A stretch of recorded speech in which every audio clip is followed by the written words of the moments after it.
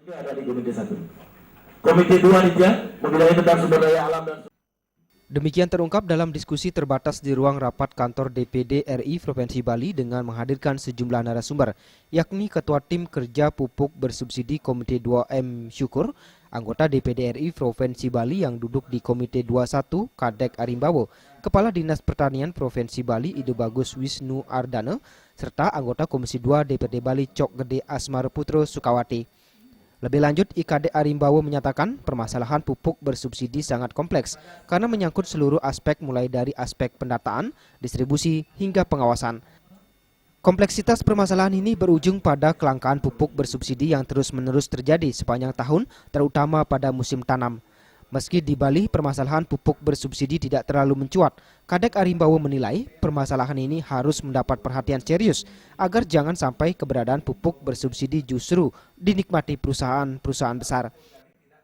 Dari hasil daripada reses teman-teman kami yang ada di masing-masing provinsi, bahwasanya banyak beralih ke sana, pupuk-pupuk bersubsidi ke perusahaan-perusahaan besar. Nah itulah, udah beberapa pengawas sudah ada di sana, dari lini 1 ke lini 2, lini 2 ke lini 3. Nah dari lini 3 ke lini 4 ini tanpa ada suatu pengawas, sudah ada pengawasan dan ditambah sekarang dari TNI turun untuk sebagai pengawas. Kami dari legislatif, dari DPD belum bisa juga meyakinkan bahwasanya subsidi pupuk itu bisa akan berjalan dengan lancar.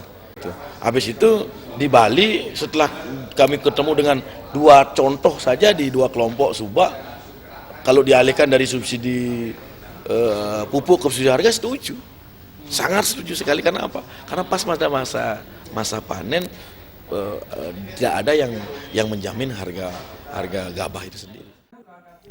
Ketua Tim Kerja Pupuk Bersubsidi Komite 2 M. Syukur mengungkapkan pemerintah harus memperbaiki dan memvalidasi data-data RDKK yang tidak valid yang menjadi sumber permasalahan penyaluran pupuk bersubsidi.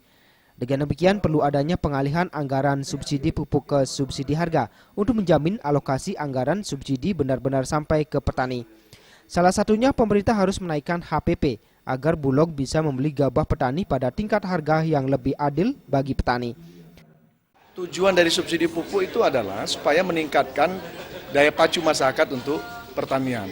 Nah kalau harga dibahas di situ itu lebih, kalau subsidi pupuk 1 kali lipat, kalau subsidi harga bisa 3 kali lipat daya pacu masyarakat untuk semangat untuk pertanian karena ada kepastian harga dari pemerintah.